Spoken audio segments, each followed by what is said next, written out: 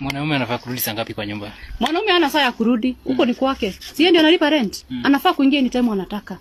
Kitu ya kwanza mwanaume ndio analipa rent na anawapea food. Na mwanaume yako na kitambulisho, ni kitambulisho ya Kenya.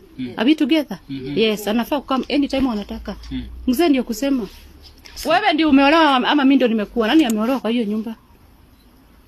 Wewe unafaa kukaa uchunge watoto na upike ugoje mzee akuje. Unafai kujua mtu wako ako wapi? Ufai kujua. Yes, atarudi. Na akirudi pia unaambia Mungu asante, juu wewe ni wa maana. Amewacha nyumba ngapi huko ndio akakuja? Si unafaa kuambia Mungu asante? Yeah. Na simu ya mwanaume unafaa kuguza ama ya mwanamke? Ufai kuguza simu ya mzee. Ufai kuguza simu ya mzee. Simu ya mzee wachana nayo. Simu ya unajua mzee yako afanyi kazi na malaika. Kuna madem. Maybe sonko yake ni mama.